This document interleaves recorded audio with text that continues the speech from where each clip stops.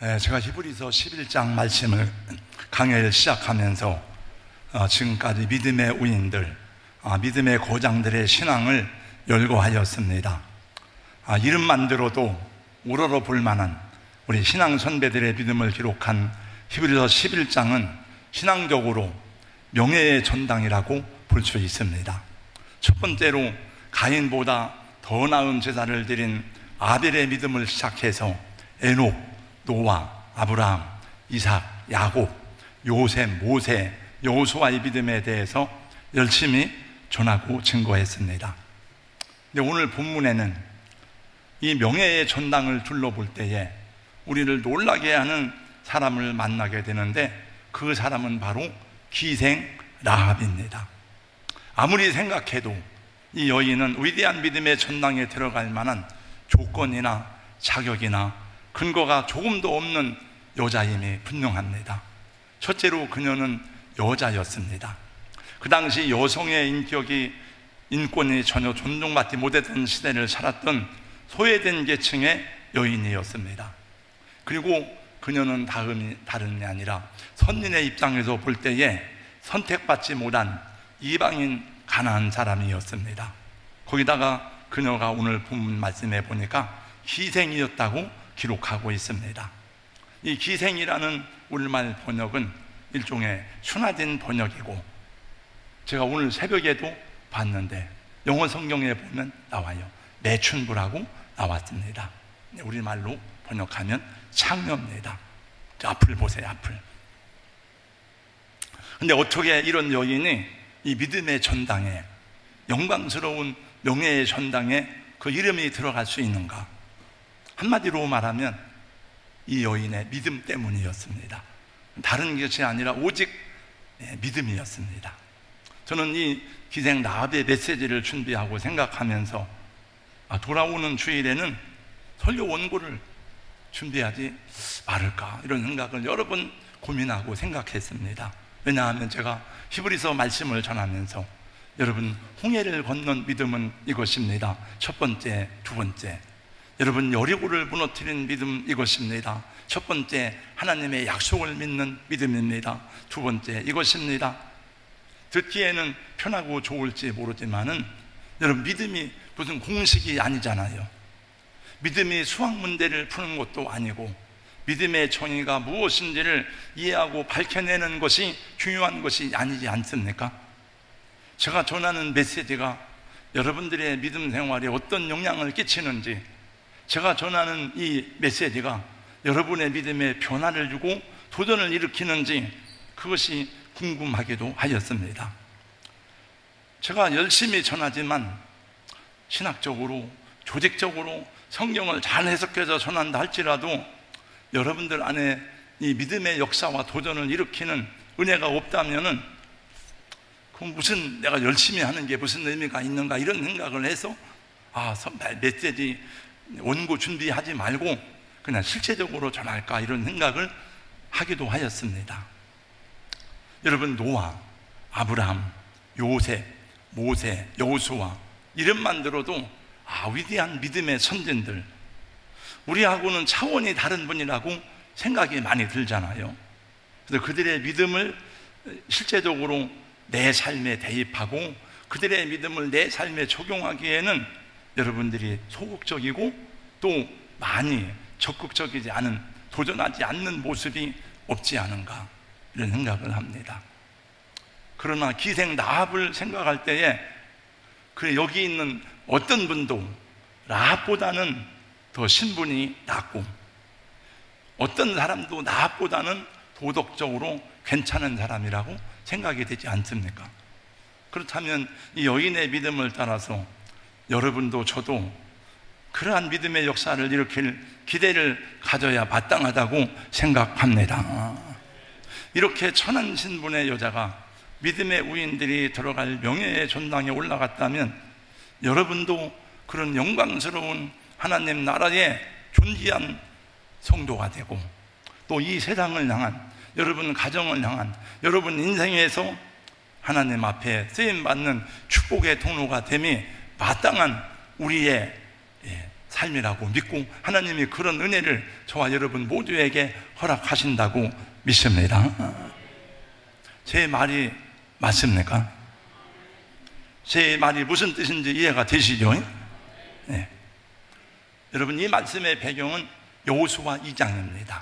여러분들이 다 잘 아는 말씀이고 여호수아 2장을 다 읽어야 되지만 제가 그냥 요약해서 설명을 하겠습니다. 그리고 그냥 마치겠습니다. 이스라엘 백성들이 40년 광야 생활을 지나고 가나안 땅에 들어가게 되었습니다. 모세는 하나님의 부름을 받고 죽었습니다. 여호수아가 모세의 뒤를 이어서 그 민족의 지도자가 되었습니다. 근데 여호수아 1장은 하나님께서 여호수아의 마음을 강하게 하는 그런 내용이에요. 왜냐하면 여호수아는 두려웠습니다. 떨렸습니다. 왜냐하면 모세가 죽고 났더니 그 백성들이 끌고 가나안 땅에 들어간다는 것이 얼마나 어려운지를 여호수아는 생각했습니다.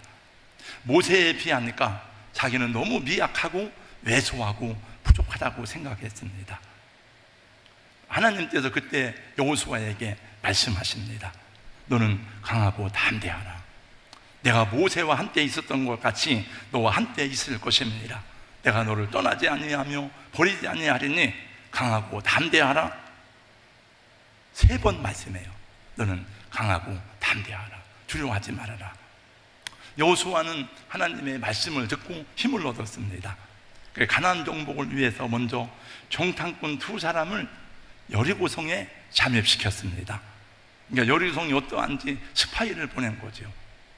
근데 여리고성은 이미 이스라엘 백성들이 어떻게 홍해를 건넜는지 그 성경에 다 나옵니다. 어떻게 그들이 아모리 왕 시온과 옥을 멸했는지, 그들이 아말렉을 어떻게 멸했는지 다 듣고 있고 그 간담이 녹았다고 합니다.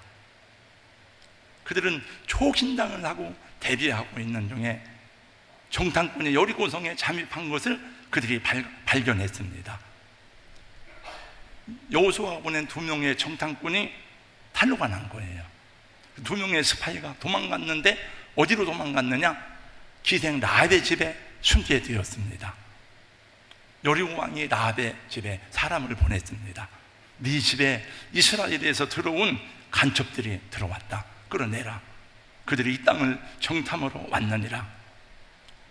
근데 이미 라합은 2명을 숨겨 놓았습니다. 제가요, 여기 장로님 저를 보세요. 이 내용이 원고에 다 있습니다. 이거 쓰는지 다른 회의록을 작성하는지 모르지만 예배 시간에 다 보세요. 저를. 네. 원고가 다 나와 있어요. 그대로. 네.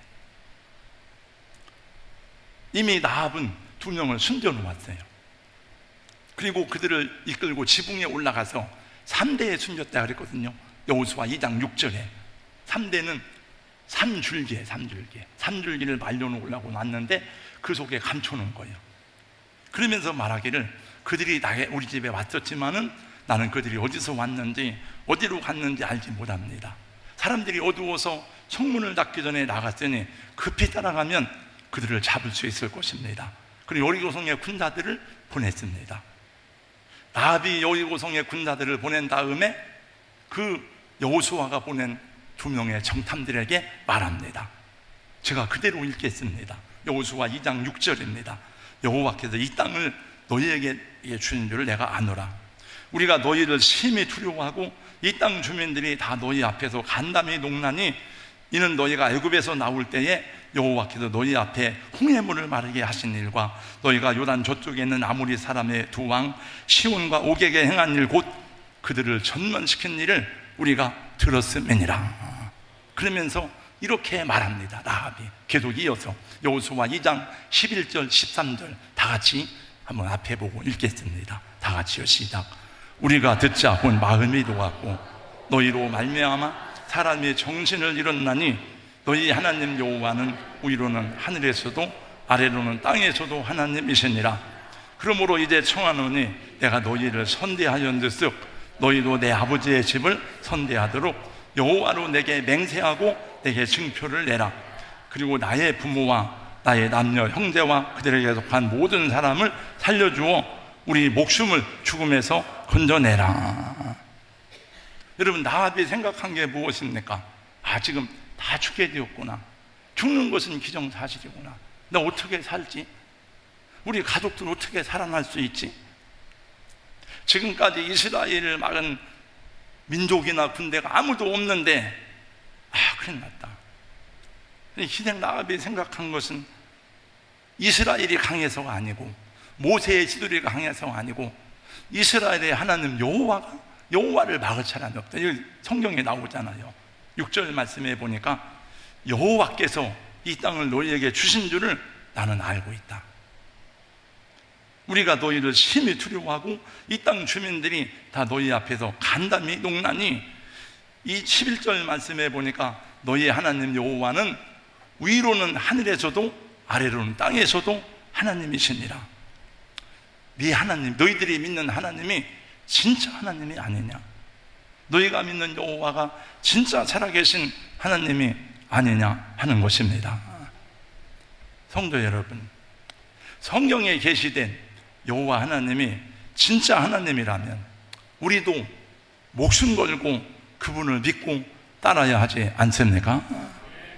여러분, 그 하나님 앞에 엎드려야 하지 않습니까? 내가 투숙하고 있는 호텔에 화재가 났어요. 어떻게 해야 됩니까? 불길이 막 휩싸이는데 어떻게든 탈출을 해야 되죠. 어떻게든 살아나야 되죠. 저는 이번에 부천에서 화재가 났는데 7명이 죽었는데 그걸 다 안 읽어봤는데 잠깐 스쳐 지나갔던 이 처녀는 계속 화장실에도 막 물을 쏟았답니다. 하여튼 어떻게 살아난 그 얘기를 다 안 읽어봤는데 그런 내용의 기사를 잠깐 봤어요. 그러니까 어떻게든지 살아야 하죠. 이게. 내가 탄 배가 침몰하고 있는데, 꺼져가고 있는데 살아나면 탈출해야 되잖아요. 지금 여리고성이 다 절멸하게 생겼는데 그 모두가 다 두려움 가운데 어찌할 바를 모르고 있는데 어떻게 살 수 있을까? 어떻게 나와 내 가족이 이 멸망을 피할 수 있을까? 생각해 보니까 결론은 하나밖에 없는 거예요. 그러면 하나님께로 돌아가야 된다.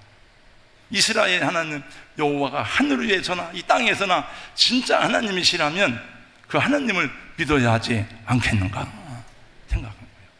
하나님이 그걸 아시고 이 지배로 아마 정탐꾼들을 피신한 것 같아요. 이 여인의 믿음을 보시고. 그래서 정탐꾼을 만나서 말하는 거예요. 이 정탐꾼들에게 이렇게 말합니다. 너희 하나님 여호와는 위로도 하늘에서도 아래로는 땅에서도 하나님이시라. 그러므로 이제 청하노니 내가 너희를 선대하였으니 너희도 내 아버지의 집을 선대하도록 여호와로 내게 맹세하고 내게 증표를 내라. 우리 가정을 살려준다는 증표를 주세요. 그때에 여호수아가 보낸 정탐꾼들이 그 여인에게 증표로 준 것이 뭡니까? 붉은 줄을 내주었어요. 그 줄을 주면서 이렇게 말합니다. 우리가 이 땅에 들어올 때에 우리를 달아내린 창문에 이 붉은 줄을 내어라. 내 부모와 형제가 내 아버지의 가족이 다 집에 모으라.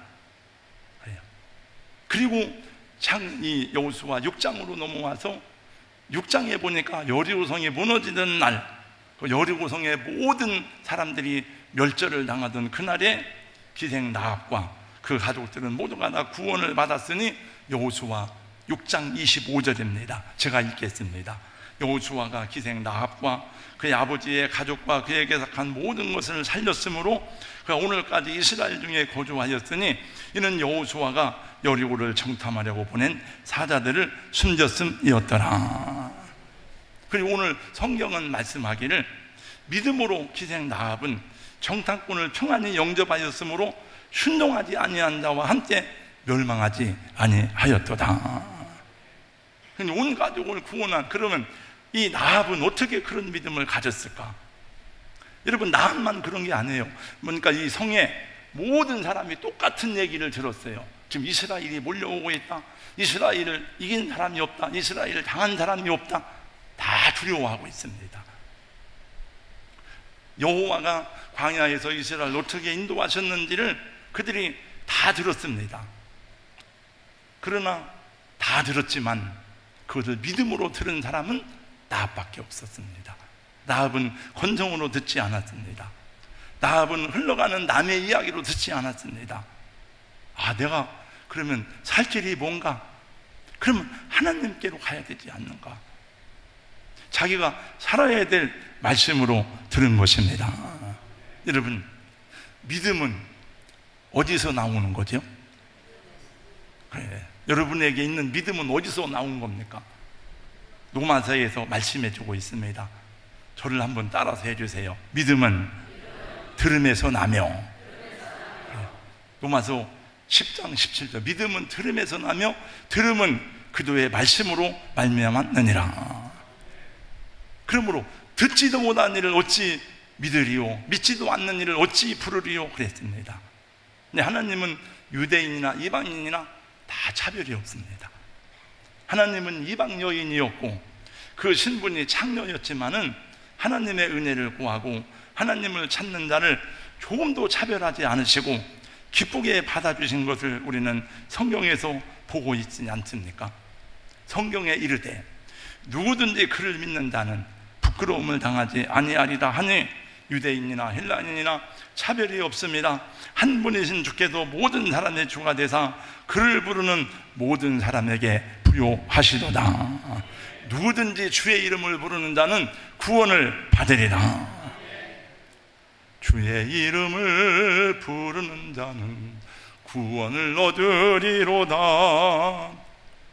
그러므로 우리 사랑하는 성도님들, 저와 여러분도 이 믿음으로 여러분의 가족들을, 믿지 않는 이들을 주님께로 인도해야 하지 않습니까? 여러분의 형제들, 여러분의 가족들, 여러분의 이웃들을 이 멸망의 도성에서 하나님의 구원의 자리로 불러내야 하지 않습니까? 이렇게 빈자리가 많은 걸 보면서 여러분 속상하지 않습니까? 마음이 아프지 않습니까? 우리와 함께 예배를 드려야 될, 우리와 함께 주님을 섬겨야 되는 가족들이 하나님 앞에 나오지 않은 것을 볼 때에 여러분 애통하며 기도해야 되지 않습니까? 라합의 이 일은 사실은 목숨을 건 일에 왜 발각되면 자기는 죽습니다. 그러나 목숨을 걸 만큼 중요한 일이기 때문에 자기는 그 믿음의 목숨을 걸은 거죠. 그리고 라합은 이 일 후에 유다 지파에 속한 살몬의 아내가 되고 보아스의 어머니가 되어서 다윗과 예수 그리스도의 족보에 오르게 되었습니다. 하나님은 오늘날에도 어떤 신분, 어떤 실패의 삶을 살아왔다 할지라도 차별하지 않으심을 여러분이 잘 아십니다. 여러분, 예수님이 구원받을 사람을 차별하신 적이 있습니까? 없습니다. 여러분, 우리 지난 과거가 뭔 의미가, 뭔 소용이 있어요? 그 사람이 여러분 무슨 죄를 졌든지 무슨 악한 일을 했든지 하나님 앞에는 아무 상관이 없어요. 하나님 앞에 나오는 자들을 하나님은 다 받으시고 기쁘게 여기시고 자녀로 삼아 주시는 것입니다. 그래서 이 라합이 비록 기생이었지만은, 사회적으로 천대받는 여인이었지만은 그로 하여금 예수님의 족보에 이름이 들어가는 존귀한 여성이 되게 하셨으니 그가 누굽니까? 마태복음 1장 5절 6절입니다. 살몬은 라합에게서 보아스를 낳고 보아스는 누색에서 오벳을 낳고 오벳은 이새를 낳고 이새는 다윗 왕을 낳으니라. 다윗의 할머니가 된 거예요. 그러니까 자기 신분을 이제 구원받은 다음에는 그 몸 파는 신분을 버린, 깨끗하게 된 거죠. 이제. 네. 여러분, 성경을 읽다면 라합만 그런 게 아니에요. 이스라엘 백성들이 가나안 땅에 들어올 때에 야, 우리 살 길이 뭔가, 어떻게 살아야 되지? 그래서 이스라엘 편으로 가담한 사람은 다 살아났습니다. 그 중에 한 족속이 기브온 족속이에요. 예, 기브온 족속은 다 변장을 하고 가서 여호수아와 조약을 맺습니다. 여호수아 9장 24절 말씀해 보니까 그들이 여호수아에게 대답하되 종들은 당신의 하나님 여호와의 이름으로 말미암아 먼 나라에서 왔습니다. 그리고 잘 얘기를 합니다.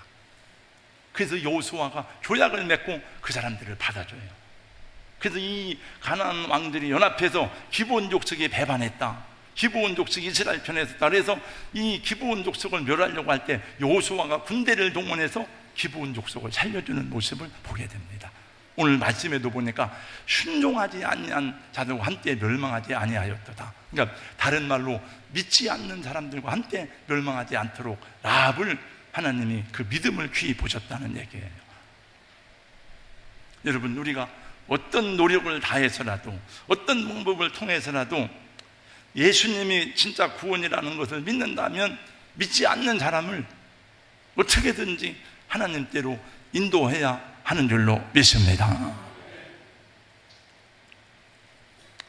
그래서 나합과 같은 간절한 마음을 가지고 여러분 예배당에 나올 때에 오늘 내가 누구를 데리려고 할까? 매주일 데리고 가지 못하더라도 고민하고 한번 생각을 해봐야 되지 않겠어요? 빈다리가 이렇게 많은데 누구를 데리고 갈까? 안 되면 여러분 돈을 주고 사서 데리고 오세요. 돈을 주고 사서. 네. 우리 하나님은 혈통이나 신분이나 민족을 가리지 않고 믿음을 갖고 나오는 모든 자를 영접하시고 자녀로 삼아 주셨습니다. 예수님이 얼마나 마음이 답답하고 애통한지 천국에 대한 비유를 말씀하시면서 마지막에 이렇게 말씀하세요. 너희는 길과 산을 타려고 하고 가서 사람을 강권하여 데려다가 내 집을 채우라. 사람들 불러와라. 잔치제 안 와. 다 안 와. 안 오니까 어떻게 합니까? 강권해서 데려다가 채우라 이거예요.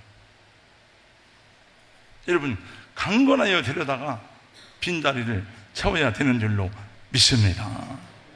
코로나 오기 전에는 그래도 이 자리가 거의 차도 몇 자리 안 남았어요. 저 빈자리 채워줘야 됐는데 코로나 오면서 이렇게 빈자리가 많아. 네. 나합은 가족들을 구원하기 위해서 죽음을 무릅쓰고 하나님 편에 섰습니다. 그리고 정탐꾼들에게 맹세를 시켰습니다. 나를 구원하는 증표를 달라. 우리 성도 여러분, 여러분과 저를 구원하는 확실하고도 분명한 증표가 있으니 예수도의 십자가와 부활입니다. 그건 역사 속에서 이루어진 일입니다. 그러므로 여러분의 생각과 여러분의 자아와 여러분의 판단을 다 내려놓고 하나님 앞에 엎드려 기도하시고 구원받을 영혼들을 위해서 간구하고 여러분 소망하시기를 주님의 이름으로 축원합니다. 나합과 같이 하나님 편에 서시기 바랍니다. 저 권사님 혼자 오지 마시고 왜 남편을 못 데리고 옵니까? 아마 지금 이 예배를 저희 누님은 아침에 가서 자기 교회 가서 예배를 드리고 또 이 예배를 또 드리는데 이 메시지를 들을 거예요. 아마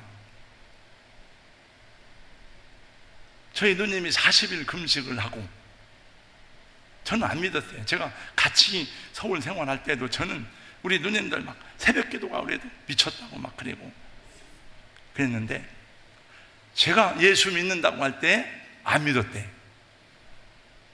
우리 동생이 예수 믿는다고 말할 때 제가 그렇게 강팍하게 했습니까? 제가 예수 믿을 사람이 아니니까. 그러나 금식하고 기도하고 하더라고요. 네. 여러분 어떻게 하면 믿게 할까? 연구하고 기도하고 생각하고 해보세요. 야, 주일날 어떻게 한 사람 됐고 그러면 다 그렇게 못 하더라도 이 주일날 이 자리가 찰 거 아니에요. 네. 저는 여러분으로 인해서 여러분의 가족들이 모두가 다 사망과 저주로부터 우리가 천국과 지옥을 믿는다. 예수 믿는 믿음의 궁극적 결론이 뭐예요? 천국과 지옥 아니에요. 사망과 저주로부터 구원의 주님께로 나오고 영광의 나라에서 함께 하나님을 찬미하는 그런 복된 백성들이 되기를 예수님 이름으로 축원합니다. 우리는 다 선교사예요. 선교사. 할렐루야. 제가 이 서구청 직장 전교회 지도 목사잖아요. 한 달에 한 번씩 정기 예배를 드리는데 이번 주 화요일 날은 제가 이제 참석을 못하고 문 목사님 보고 가라고 했는데 제가 여러분들은 선교사입니다. 왜? 서구청 직장 선교회니까 선교사죠. 여러분들은 다 가정으로 파송된 선교사입니다. 제 말에 아멘 하세요. 여러분 다 가정으로 파송난 선교사입니다. 할렐루야. 선교사예요, 선교사. 선교해야죠, 선교를. 네. 제가 두 주 전에 이런 일이 있었습니다. 우리 남자 여자 둘이 와서 제 방에 왔다고 그래서 이제 윤혜희 권사님이 그날 영접을 해서 제 방에 있었습니다. 그래서 보니까 남자는 이미 믿고 여자는 안 믿어서 복음을 전하고 예수님 영접하겠습니까? 그러면 제 방에 오면 다 예수님을 영접하게 되어 있어요. 복음을 영접시켜놓고 신앙생활을 우리 교회에서 하기로 하고, 그 다음에 문자를 띄우고 또 교회를 나오려고 했는데 문자가 왔어요. 자기 친구가 자기를 다른 교회로 데리고 간다는 거예요. 그래서 제가 생각할 때, 아니 그 친구는 왜 전도를 안 하고 있다가 다른 사람이 전도를 해놓으니까 자기 교회로 데리고 간다는 거예요. 그래서 제가 얘기했습니다. 어느 교회냐? 왜냐하면 교회도 잘못된 교회가 있으니까 그 한 사람 놓고 싸우는 건 안 좋잖아요. 그래서 그러더니 갈마동의 모 교회라고 그래서 그 교회는 좋은 교회 같다, 열심히 가서 신앙생활해라, 이런 얘기를 했습니다. 여러분, 어떻게 하면 1년에 한 명도 전도를 못할까? 그것도 보통 기적이 아니에요. 아니 그러잖아요. 어떻게 한 명도 못할까? 여러분이 보험회사 세일즈맨이라면 여러분들은 벌써 굶어 죽었어요. 여러분, 어떻게 한 명도 못할까? 내가 판매회사 영업사원인데 여러분 1년 내내 하나도 못 팔면 어떻게 되겠어요? 그 회사가 망하는 거 아니에요. 네. 이번 제가 여름 캠프에 가서 보니까 모르는 아이들이 막 여러 명이 보니까 아예 주일학교 아이들이. 그래서 제가 얘기했습니다. 오늘 일부 예배 때, 아니 아이들도 전도하면 다 나한테 보고하고 전도한 사람, 전도 받은 사람 해서 상을 주고 해야지 왜 보고를 안 하냐고, 보고하라고 얘기했습니다만 아이들이라도 전도를 해야 되죠. 네. 제가 이 말씀 다 끝났습니다. 말씀 준비하는 중에 제가 제가 지도자론을 강의했거든요. 신대원에서, 대학원에서. 존 맥스웰이 쓴 리더십의 법칙이라는 책을 부교재로 썼습니다. 그 책에서 가르친 내용이, 강의한 내용이 생각이 났어요. 그래서 그 얘기하고, 재미난 얘기입니다. 한번 들어보세요. 네, 하고 마치겠습니다. 어느 회사에 입사한 신입사원이 자신의 첫 번째 영업실적 보고서를 제출하였다. 그 같은 보고서는 영업부 간부들을 깜짝 놀라게 하였습니다. 보고서의 글씨를 보니까 신입사원이 무식하다는 사실이 너무나도 분명하게 드러났기 때문이었어요. 보고서의 내용은 이렇습니다. 자막을 보세요. 자막을. 나는 이곳에 있는 사람들이 우리의 물건 중에 10센트짜리 한 개도 사려고 하지 않는 것을 봅니다. 그렇지만 그들에게 물건 몇 개를 팔았습니다. 지금은 시카고로 가는 중입니다. 이 회사 영업부장은 이 보고서를 보고는 이 직원을 해고하기로 마음을 먹고 있었습니다. 근데 시카고로 가서 또 두 번째 편지가 온 거예요. 이곳에 도착해서는 50만 브로치를 팔았습니다. 이 회사 간부는 무식한 사원을 해고해도 문제고 해고를 하지 않아도 문제가 될 것 같아서 사장님에게 고민을 하다가 자초지종을 털어놓았습니다. 다음날 아침에 탁상공론을 좋아하던 영업부 임원들은 회사 게시판을 보고 입을 다물지 못하였습니다. 게시판에는 신입사원이 보낸 두 통의 편지와 사장님의 이런 훈시가 붙어 있었습니다. 띄워주세요. 한번 읽어보겠습니다. 여러분 같이. 다 같이 시작. 우리는 물건을 팔라고 하기보다는 글씨를 바르게 쓰려고 하는데 너무 많은 시간을 낭비하고 있습니다. 이 사람이 판 물건들을 보세요. 나는 우리 회사 직원들이 이 사람이 쓴 편지를 읽기를 바랍니다. 그는 지금 우리를 위해 굉장한 일을 하고 돌아오는 중입니다. 여러분도 이제는 이와 같이 일해야 할 겁니다. 장로님, 영업회사 직원이 말을 잘하고 얼굴이 잘생겼는데 물건을 하나도 못 팔아. 근데 얼굴은 못생기고 말도 잘 더듬거리는데 막 물건을 막 잘 팔아. 어떤 사람이 좋아요?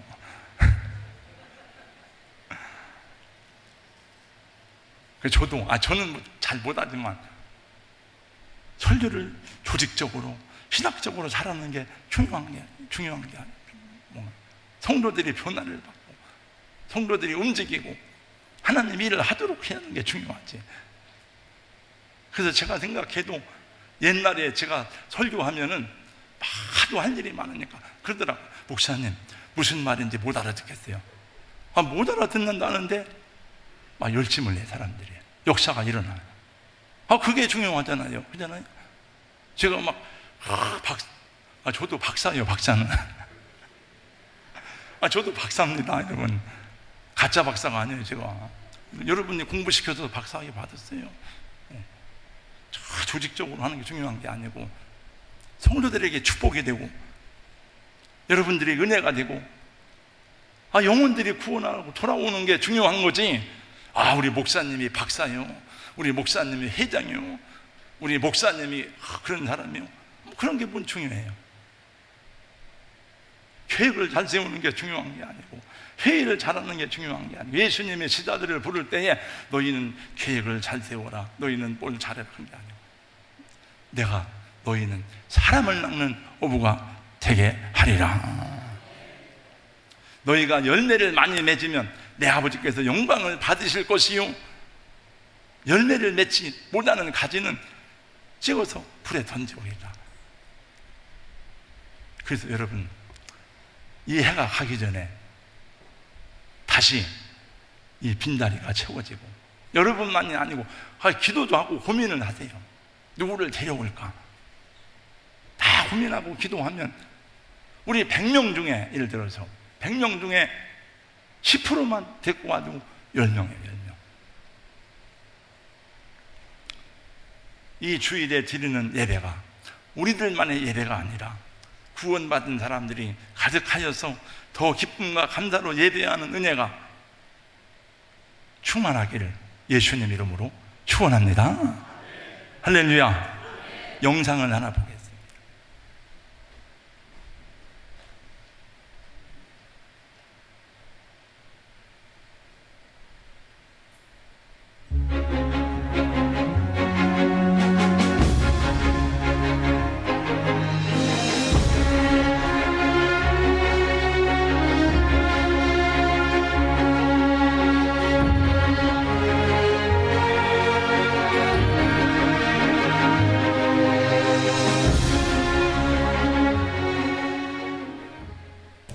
너무 이 사랑을 맛보니까 가장 처음에 생각나는 게 저희 부모님인 거예요. 저희 부모님 아무도 안 믿으시고 저희 엄마는 우상을 섬기셨어요. 그래서 집에 부적도 되게 많이 붙어있는 그런 집이에요. 근데 제가 갑자기 예전에는 술 먹고 새벽에 들어오던 애가 뭐 교회 갔다 오려고 새벽에 들어오니까 싫으신 거예요. 영적 싸움이 이제 시작됐는데 엄마를 보면 너무 차갑고 무섭고 강팍함에 그를 없는 그런 눈빛으로 바뀌신 거예요. 교회 간다고? 네. 그러면서 어느 날 제가 이제 철회를 끝나고 왔는데 조그만 이렇게 가방에 쌓여져 있는 거예요. 그래서 엄마가 나가라고. 물론 이제 진짜는 아니고 엄마가 저를 겁을 준 거죠. 집안에 이렇게 종교가 많고 이러면 난 너랑 못 사니까 이 짐을 가지고 나가. 뭐 이렇게 협박처럼 반하셨어요.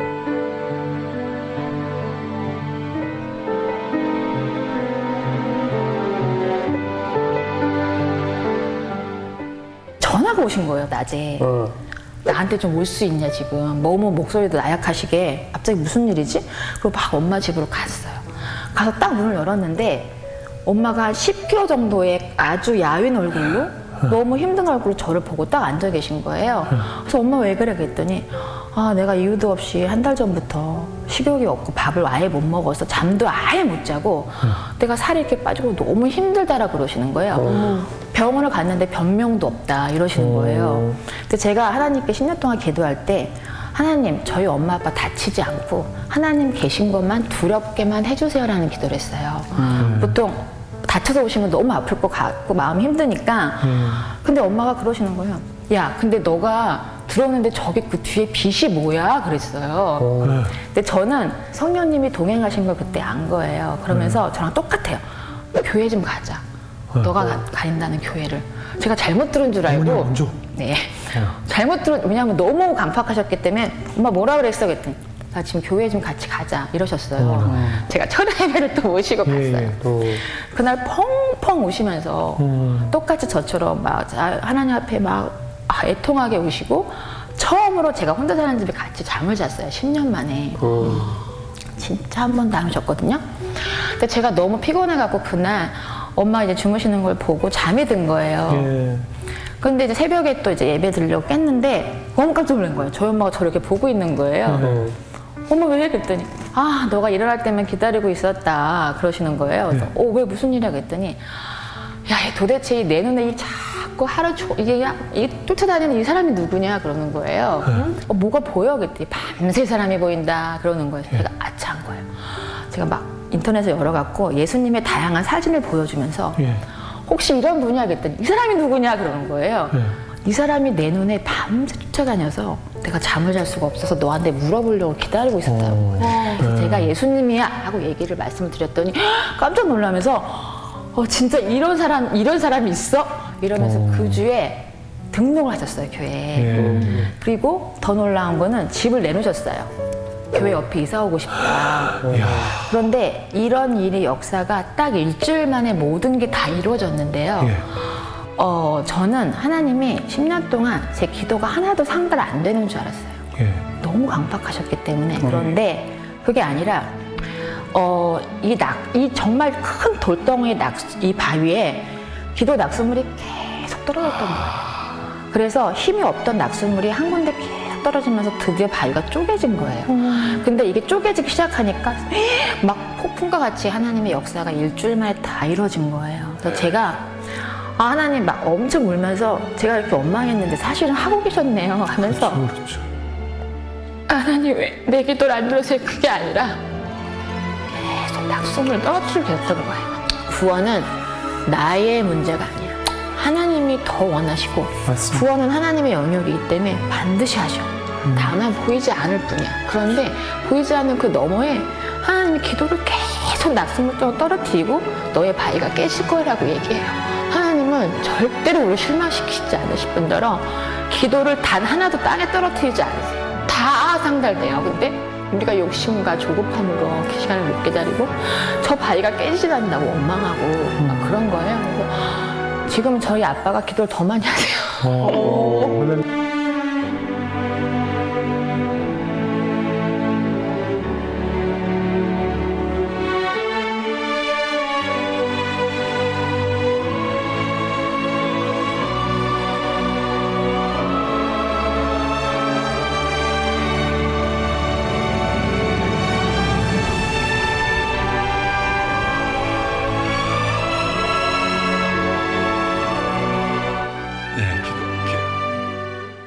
기도하겠습니다. 하나님, 이 세상에서 명예와 성공을 누리고 잘되고 잘 사는 것도 중요하지만 아무리 명예와 영광을 누리면 뭐 하겠습니까? 지옥에 간다면, 영원한 불못에 들어간다면 하나님, 그 인생이 얼마나 허무하고 허망한지요. 이 땅에서도 예수님 때문에 평안하고 복되게 살아가지만 영원한 영광의 나라를 사모하는 믿음으로 내 형제, 내 가족들 어찌하든지 하나님께로 인도할 수 있도록 우리 마음의 진실함과 끈기와 인내로 포기하지 않는 기도로 하나님 구원받는 가정, 하나님의 은혜가 떠나지 않는 가정들이 되게 하여 주시옵소서. 이로 인해서 우리 교회도 더 많은 사람들이 함께 주님을 찬미하고 하나님께 영광을 돌리는 예배자들로 가득하게 하여 주시옵소서. 예수님 이름으로 기도하옵나이다. 아멘.